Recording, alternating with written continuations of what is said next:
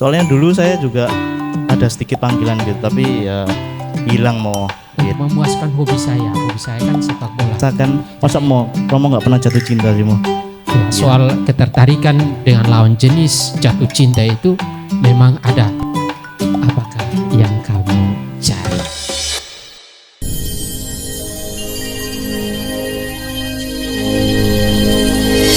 Selamat datang di Ngobrol Sate, ngobrol bareng Stasi Santo Gabriel. Halo Sobat Sigap, bersama saya Valen. Di sini saya akan menemani Sobat Sigap yang ada di rumah maupun yang ada di sini untuk berbincang santai nih dengan salah satu narasumber yang pasti yang pertama ganteng, yang kedua kece, dan yang ketiga menarik banget nih untuk digali-gali informasinya mengenai perjalanan panggilannya sebagai seorang imam. Tapi episode kali ini tuh tidak kalah spesial ya, bukan hanya karena narasumbernya, tetapi juga suasananya nih. Nah, di sini Sobat Sigap juga menemani saya pada malam hari ini untuk berbincang santai dengan salah satu narasumber. Kita sapa-sapa dulu ya. Halo Sobat Sigap yang ada di sini. Wah, rame banget ya. Kedengarannya ini 10.000 orang lah ya. Iya. Nah, tanpa berlama-lama lagi, kita langsung aja sambut Romo Eman. Selamat datang Romo Eman. Selamat malam. Sehat Romo? Walafiat. Wes, mantap Romo. Nah, mungkin Romo bisa memperkenalkan lebih dalam lagi nih. Mungkin asal Romo dari mana, sekarang juga bertugas di mana gitu Mo. Silakan Mo. Oke, terima kasih banyak atas waktu dan kesempatan. Ya, ini momen yang istimewa bagi saya pada kesempatan ini. Baik, singkat saya, nama lengkap saya Romo Emanuel B.S.K.C. Saya dari Keuskupan Agung Kupang. Untuk tahun imamat saya tahun ini, nanti di tanggal 24 Oktober akan genap usia imamat saya yang ke-12 tahun. Jadi sudah 12 tahun jadi seorang imam. Lalu selama menjadi seorang imam, untuk tugas dan karya saya sejak ditabiskan menjadi diakon, saya bertugas sebagai seorang pengajar di Sekolah Tinggi Pastoral Keuskupan Agung Kupang sampai dengan saat ini. Sehingga suasana bagaimana hidup bersama umat di paroki baru saya alami di Keuskupan Surabaya. Jadi saat ini saya berada di Keuskupan Surabaya melanjutkan studi saya di Universitas Negeri UNESA dan oleh Keuskupan Surabaya saya untuk sementara waktu tinggalnya di Paroki Santo Yusuf Surabaya. Wih, mantap banget ya. Sudah 12 tahun menanggapi panggilan ini gitu. Mungkin pastinya dalam 12 tahun itu pasti ada tantangan-tantangan lah. Nah, sebelum masuk ke tantangan, mungkin aku mau tahu lebih lanjut gimana sih Romo menanggapi panggilan Romo waktu muda, mungkin waktu masih kecil gitu udah pengen jadi Romo mungkin. Siapa tahu Mo. Soalnya dulu saya juga ada sedikit panggilan gitu, tapi ya hilang Mo gitu. Jadi ya mungkin Romo bisa menceritakan panggilan Romo gitu. Siapa tahu teman-teman di sini atau Sobat Sigap yang ada di rumah, wih tertarik juga. Aku juga mengalami hal yang sama gitu. Oke, menurut saya setiap orang memiliki panggilannya masing-masing.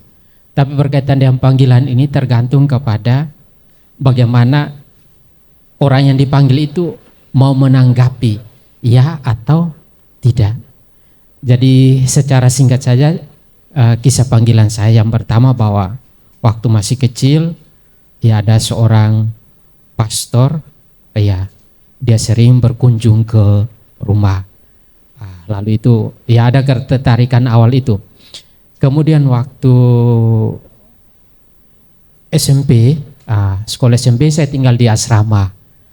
Dan waktu panggilan saya tumbuh itu ketika hendak melanjutkan ke tingkat SMA, dari kepala sekolah kita, suster kepala sekolah menyampaikan bahwa bagi siswa-siswa yang ingin melanjutkan sekolahnya di seminari, diizinkan seminggu pulang ke rumah untuk mengurus surat lamaran dan seterusnya. Jadi waktu itu ya kita sekedar rame-rame saja. Saya ikuti karena teman-teman sekelas sekitar 15 orang, lalu dari sekolah kita itu hampir 50 orang, ya ini kesempatan pulang libur.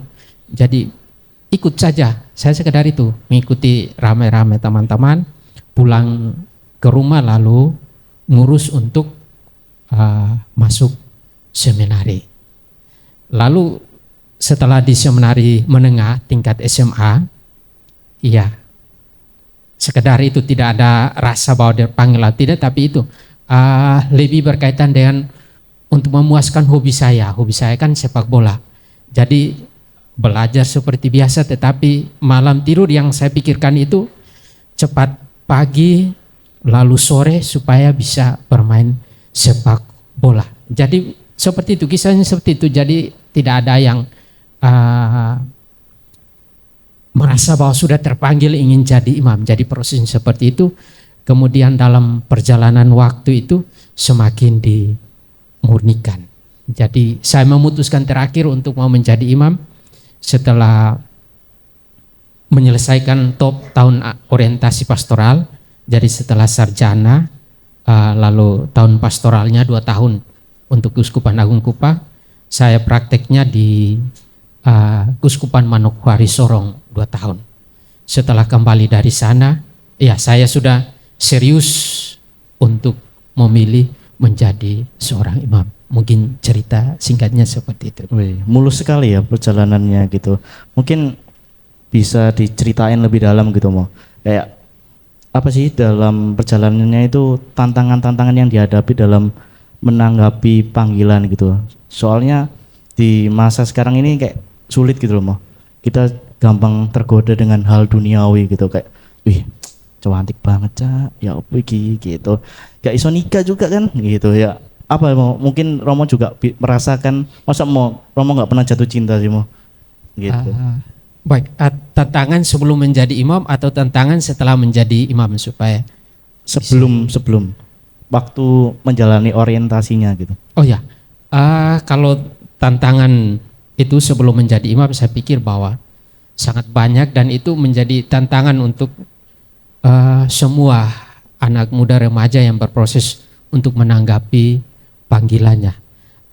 Yang pertama bahwa berkaitan dengan keinginan-keinginan kita, ya, sebagai seorang muda, seorang remaja yang sedang bertumbuh, ya, sudah pasti dalam lingkungan pergaulannya ada pengaruhnya sangat banyak, sangat kuat, ya. Jadi saya hidup di tahun 2000-an, ya, beda dengan yang sekarang, sehingga tentang tantangan itu saat itu dan saat sekarang ini memang pasti sangat berbeda. Ya, soal ketertarikan dengan lawan jenis, jatuh cinta itu memang ada, tetapi pada zaman kita itu kan masih sangat dibatasi tentang bagaimana berkomunikasi dengan orang-orang yang kita kagumi, orang-orang yang kita sukai, dibandingkan dengan sekedar bersurat, kapan ada waktu kita berjumpa, berbeda dengan saat ini. Lalu yang kedua itu juga berkaitan dengan pengaruh lingkungan, ya, pergaulan dengan teman-teman sekampung atau teman-teman studi itu juga sangat berpengaruh. Dan kata lain bahwa kita bergaul dengan siapa dan kita tidak tahu membawa diri, menempatkan diri, ya sudah pasti kita akan gagal untuk menggapai cita-cita itu. Jadi untuk saya, sedangkan untuk kalau keluarga, ya saya yakin bahwa sebagian besar keluarga pasti sangat mendukung anak-anaknya untuk menanggapi panggilan ini. Jadi yang saya alami untuk menjadi imam ini dua hal ini. Oke, tadi Romo juga mengatakan tantangan selama jadi imam ya. Nah, mungkin Romo juga bisa ceritain apa tantangan yang terjadi. Kalau setelah menjadi imam untuk saya, tantangan yang paling sulit yaitu bagaimana kita berusaha untuk tidak mengikuti keinginan diri sendiri. Dan kata lain bahwa di sini askesenya harus kuat. Itu bagi saya yang selalu saya berusaha, dan itu menjadi kesulitan bagi saya. Bagaimana seperti permintaan untuk memberikan pelayanan sakramen-sakramen di saat saya sementara keenakan dan hobi saya seperti menonton sepak bola, lalu ada yang minta untuk memberikan sakramen. Itu salah satu contoh kecil dan hal-hal lain lagi. Oke, mungkin kalau soal panggilan, mungkin kalau Romo itu ada moto panggilan ya, Mo. Apa moto panggilan Romo pada saat waktu terpanggil itu? Oh ya, berkaitan dengan moto panggilan ini berawal dari sepanjang refleksi saya selama menjadi panggilan saya sebagai seorang frater, sampai memutuskan untuk sebelum ditabiskan menjadi seorang imam. Jadi saya memilih dari Injil Yohanes bab 1 ayat 38. Yang saya pilih kalimatnya itu, apakah yang kamu cari? Itu moto saya. Oke, Mo. Kalau kita tadi sudah membahas soal masa mudanya Romo, masa perjalanannya Romo menjadi seorang imam, mungkin kita sekarang bahas soal karya pelayanan Romo yang sedang Romo eman geluti sekarang. Baik, berkaitan dengan karya sudah pasti menjadi seorang imam. Fokus pelayanannya adalah berkaitan dengan pelayanan sakramen-sakramen, dan yang berkaitan dengan ini dia akan bertugas di paroki. Tetapi kita lihat bahwa untuk saat ini pelayanan sudah memungkinkan untuk di berbagai bidang ya karyanya. Lalu saya setelah menjadi imam sampai saat ini saya berkarya di dunia pendidikan. Tetapi tetap menjalankan tugas sebagai seorang pastor yang memberikan pelayanan sakramen juga. Oke, ngomong-ngomong soal dunia pendidikan, Romo kan bukan dari, ya maksudnya Keuskupan Surabaya lah ya, tapi Romo ditugasin di sini selain melayani umat di paroki dan stasi, Romo juga menjalani pendidikan ya, dengar-dengar ya. Nah itu di mana, Wah? Menjalani pendidikan dan mengambil apa? Oke, saya sementara menjalani studi di Universitas Negeri Surabaya di Fakultas Ilmu Pendidikan, program studi Teknologi Pendidikan. Oke, itu Romo yang request sama ya keuskupan dari sana atau emang disuruh aja Mo untuk studi di sini? Kenapa di Surabaya gitu? Iya. Pilihannya Surabaya yang pertama bahwa untuk studi saya mendapatkan beasiswa studi dari Kementerian Agama untuk kita melalui Bimas Katolik, dan Bimas Katolik mengadakan kerja sama dengan Universitas Negeri Surabaya, dan kebetulan untuk kepentingan lembaga pendidikan di mana saya bertugas Sekolah Tinggi Keuskupan Agung Kupang, sehingga memungkinkan dan untuk bidang ilmunya sinkron dengan tempat tugas yang nanti akan saya, atau tempat tugas saya berkarya saat ini. Di mana tuh? di Kupang. Oh, Kupang. Apa emang tugasnya apa Mas di sana? Maksudnya Di sana berhubungannya dalam hal apa? eh, tugas saya di sana itu di Sekolah Tinggi Pastoral. Ya, itu sebuah perguruan tinggi yang cara khusus mempersiapkan mahasiswa setelah mereka menyelesaikan studinya itu mereka menjadi katekis dan guru-guru agama Katolik, menjadi pengajar mata pelajaran agama Katolik di sekolah dasar dan menengah. Oke. Kira-kira berapa lama loh di Surabaya ini untuk menjalani studi, dan setelah ini langsung balik lagi atau lanjut studi lagi kemana gitu? Untuk studinya ini ya kita seizin dari pihak Uskupan Agung Kupang sendiri ya, sehingga setelah menyelesaikan studinya sudah pasti saya akan kembali ke Uskupan Agung Kupang, kembali ke tempat berkarya saya. Kapan tuh? Ya, doakan sehingga bisa selesai pada waktunya. Oke. Mungkin kalau dari Romo sendiri, visi kedepannya Romo apa? Maksudnya dalam panggilannya Romo, kan biasanya Romo ada kayak aku pengen ini gitu, apa gitu. Untuk saya bukan visi misi tapi prinsip saya gini, kehadiran saya tidak boleh menyusahkan orang lain, tetapi kehadiran saya harus membawa sukacita bagi orang lain yang saya jumpai, yang saya layani. Nah, kalau tadi kita sudah bahas soal studinya Romo di sini, mungkin di sini kan juga banyak anak muda gitu mau, dan sobat sikap yang ada di rumah juga pasti dengerin banyak nih, nonton banyak. Nah, mungkin dari Romo sendiri ada tips gak untuk apa ya? Untuk seorang anak muda yang ada panggilannya tapi masih nggak yakin gitu, kayak duh ini beneran panggilan atau bukan gitu, kayak takut-takut gitu. Romo kan tadi udah mengatakan kalau zaman sekarang sama zaman dulu beda gitu. Seperti yang aku katakan tadi, ya zaman sekarang godaannya banyak gitu, nggak kayak zaman dulu. Mungkin ada tips dari Romo Eman. Oke, pesan saya gini aja. Jalani dengan sukacita, jangan takut, jangan khawatir.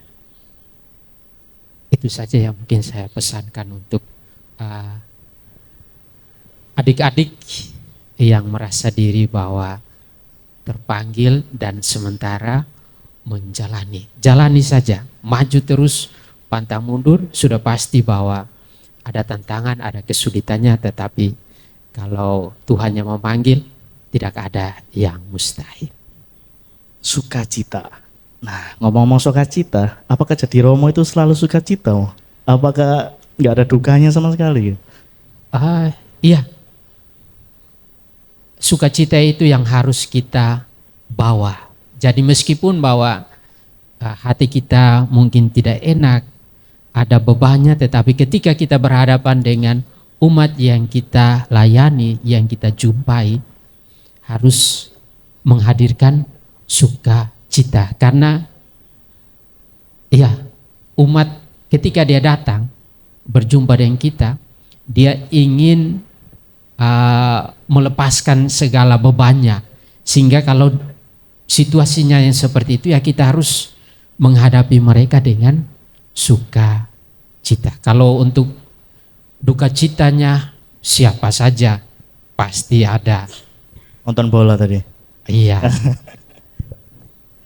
Itu aja, nggak ada Iya. yang lain. Oke. Menurut Romo, apa sih dari Romo sendiri makna seorang Romo gitu? Makna arti seorang Romo bagi Romo? Iya, tentang ini satu pernyataan yang sangat luar biasa yang saya dapatkan sewaktu mengikuti rekoleksi sebelum perayaan pesta Paskah dan pembaruan janji imamat di Surabaya baru-baru ini yang dibawakan oleh Monsinyur dari Purwokerto. Ya, dia membuat satu pernyataan yang sangat luar biasa bahwa seorang imam itu adalah orang yang luar biasa. Dan ini yang menjadi bukan kebanggaan, tapi ini yang menjadi spirit bagi saya. Bahwa seorang imam itu seorang yang luar biasa, dia berbeda dengan semua manusia yang lain. Jadi ini yang menjadi kekuatan bagi saya untuk seorang imam itu. Mungkin di sini kan banyak umat dari tempat paroki Romo yang tinggali gitu. Mungkin ada cerita menarik nggak, kayak selama Romo di sini merasa gimana gitu dengan umat dari Santo Yusuf dan Stasi Santo Gabriel? Ada satu hal yang sangat menarik di sini, yang memang juga saya sudah sampaikan, ketika perarakan imam masuk dengan misdinar, waktu masuk maupun keluar, ya selesai misa gitu. Dan misdinar ketika membawa salib dan imam lewat, umatnya tunduk dan memberi hormat bukan pada salib tetapi pada imam. Ya, kalau di tempat lain yang saya tahu bahwa ketika salib lewat, yang seharusnya dihormati atau memberikan hormat itu kepada salibnya, bukan imamnya. Tetapi di Surabaya ternyata luar biasa, terlebih di paroki Santo Yusuf. Ya, ini sesuatu yang akhirnya menjadi refleksi untuk saya juga. Kalau ketika saya lewat dan umatnya tunduk dan memberi hormat, berarti ya mereka secara tidak langsung bahwa ini menganggap saya seperti Tuhan Yesus, dan ini seperti menyalibkan saya juga. Bagaimana bahwa saya harus betul-betul menghidupi, memberikan contoh teladan sebagaimana yang dilakukan oleh Tuhan Yesus semasa hidupnya sampai dia disalibkan. Jadi salah memberi hormat kepada saya, seharusnya kepada salib, tetapi dengan hormat yang diberikan kepada saya, satu pukulan dan refleksi hebat untuk saya. Jadi ini juga menjadi tantangan untuk saya, menuntut saya untuk hidup menurut apa yang seperti Tuhan Yesus ajarkan dan Tuhan Yesus contohkan semasa hidupnya. Itu yang sangat menarik untuk saya dan saya belum temukan di tempat lain. Oke, kalau ngomong-ngomong soal pelayanan Romo di sini gitu, mungkin apakah ada adaptasi tertentu gitu, kayak di Keuskupan Agung Kupang ini nggak hal biasa gitu, atau kayak ya adaptasi aja di sini kok berbeda ya gitu? Iya, sudah pasti perbedaannya ada. Dan yang saya alami di sini soal karakternya, iya, di paroki Santo Yusuf Surabaya dan seperti di Stasi Santo Gabriel sini, ya mungkin sekitar 40% gitu orang NTT.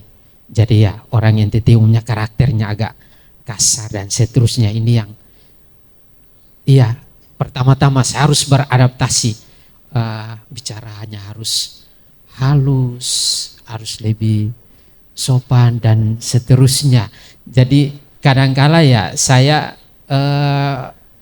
boleh katakan bahwa sedikit munafik lah, belum bisa menunjukkan keaslian saya sebagai seorang sebagai orang NTT, orang Timur yang karakternya agak kasar, agak keras seperti itu. Jadi adaptasi untuk saya yang agak sulitnya di bagian ini. Bagaimana berhadapan dengan orang-orang Jawa yang karakternya berbeda dengan orang NTT. Oke. Ngomong-ngomong soal adaptasi, berarti Romo di sini udah berapa tahun dari Surabaya? Setahun. Baru setahun. Beberapa hari. Baru setahun. Iya. Ya. Nah, ngomong-ngomong baru setahun nih. Apa sih first impression Romo, kayak pandangan Romo terhadap ya paroki Santo Yusuf gitu? Yang pertama saya memberikan pandangan secara umum lah, bahwa untuk NTT ya mayoritas beriman Katolik, dan Kota Kupang ya mayoritasnya Kristen. Lalu di sana bahwa tidak ada banyak kesulitan, tantangan ya untuk orang menunjukkan imam dan seterusnya. Dan di kota Surabaya ya orang Katolik itu minoritas ya. Dan selama ini saya mendengar banyak cerita, ya sekedar cerita saja dan belum mengalami secara langsung. Dan setelah saya ada di sini melihat dan mengalaminya, yang pertama berkaitan dengan iman, saya boleh mau katakan ini bukan perbandingan tetapi melihat dengan berbagai macam faktornya ya. Untuk khususnya umat di paroki Santo Yusuf Surabaya, ya bagaimana dengan situasi seperti saat ini di kota besar dan seterusnya, imamnya sangat luar biasa, sangat luar biasa. Dengan berbagai macam tantangan, kesulitan, tuntutan dan seterusnya, perjuangan untuk menunjukkan imamnya itu sangat luar biasa. Jadi saya salut, dan itu yang menjadi pembelajaran bagi saya sendiri, menjadi cerita untuk saya yang saya akan bawa dan bagikan, seringkan dengan umat di Kuskupan Agung Kupang di Provinsi Nusa Tenggara Timur nanti. Oke Romo, pertanyaan terakhir Romo. Ini gongnya gitu ya. Nah, menurut Romo, mungkin ada kesan atau pesan yang Romo ingin sampaikan kepada umat dari paroki Santo Yusuf dan stasi Santo Gabriel yang ada di sini maupun yang ada di rumah nih. Oke, terima kasih. Pesannya yang pertama, bahwa luar biasa dalam perwujudan imannya, sehingga ini yang harus terus dijaga, ini yang harus terus dipertahankan, dikembangkan dengan membangun komunikasi, membangun persaudaraan di antara sesama umat dan juga pengurus serta dengan pastor di paroki. Mungkin itu yang bisa saya. Oke, tepuk tangan dong buat Romo Eman. Nah, thank you Romo sudah hadir di talk show dan podcast pada episode kali ini. Dan bagi teman-teman sobat sigap yang ada di rumah maupun di sini, jangan lupa like, komen, dan subscribe YouTube channel Komsos Sigap. Saksikan episode-episode menarik lainnya. Sekian dari saya Valen, dan see you.